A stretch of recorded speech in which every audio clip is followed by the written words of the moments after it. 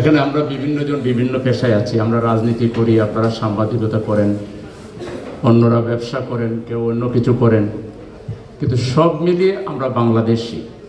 বাংলাদেশ আমাদের সকলের প্রিয় ঠিকানা, আমাদের প্রিয় জন্মভূমি। অতএব বাংলাদেশের প্রতি আমাদের সকলের একটা ইতিবাচক দৃষ্টিভঙ্গি আছে।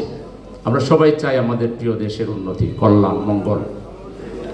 আমরা জামাত ইসলামী আমাদের জন্মলগ্ন থেকে বাংলাদেশকে বিনির্মাণের জন্যে, বাংলাদেশকে গড়ে তোলার জন্যে, একটা দেশকে গড়ার জন্য শুধুমাত্র একটা সরকারই পারে না। সরকারের হাত অনেক বড়, তারপরেও এর বাইরে সামাজিক শক্তিগুলোকে, ব্যবসায়ীদেরকে, রাজনীতিবিদদেরকে, সমাজের সর্বসাধারণকে বেসরকারি উদ্যোগের মাধ্যমেও একটা সমাজকে এগিয়ে নিয়ে যাওয়ার অনেক সুযোগ আছে, যদি সেই সুযোগকে কেউ কাজে লাগাতে চায়। আপনারা জামাত ইসলামের ব্যাপারে দেখেছেন, আপনারা আমরা যখন সরকারের জুলুমের শিকার, আমরা যখন বাধাগ্রস্ত, আমাদের চলার গতি যখন থামিয়ে দেওয়া হয়েছিল, আমরা ঘর থেকে বেরোলে আমাদের পিছনে ছায়ার মতো কেউ কেউ লেগে থাকত। কোথায় বসি, কোথায় যাই, কোথায় খাই। আমাদের নামাজ পড়াটাও কঠিন ছিল, জুমার নামাজও আমরা পড়তে পারতাম না। এই অবস্থাও দেশে যখন কোনো বিপদ হতো, সামান্য কোনো দুর্ঘটনা ঘটত, কোনো আমরা অসহায়ত্বের খবর পেতাম, আমাদের আমির জামাত সহ জামাত ইসলামীর নেতৃবৃন্দ, জামাতের কর্মীরা তৎক্ষণাৎ সাড়া দিয়ে আমরা মানুষের পাশে দাঁড়াতাম। আমাদের রাজনীতির মূল লক্ষ্য হচ্ছে মানব সেবা। আপনারা যদি সাংবাদিক বন্ধুগণ, যদি আপনারা তো অনুসন্ধিৎস মানুষ, আপনারা খবরের আড়াল থেকে খবরকে, আপনারা ভেতর থেকে খবরকে বের করে নিয়ে আসেন।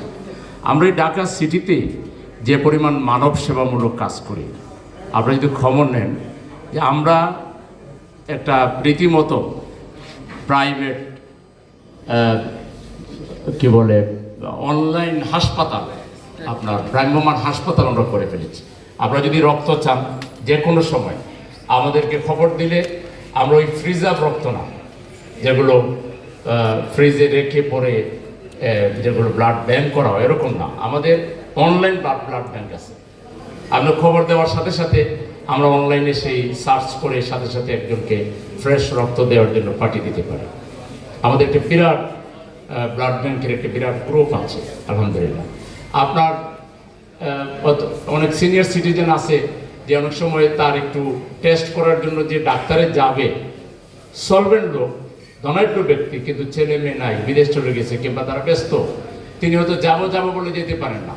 আমাদের অনলাইন সার্ভিসে ফোন দিলে আমরা বাসা থেকে স্যাম্পল কালেকশন করে, ল্যাবরেটরি থেকে টেস্ট করে আবার বাসায় পৌঁছে দিই। এগুলো আসলে রাজনৈতিক দল হিসেবে আপনারা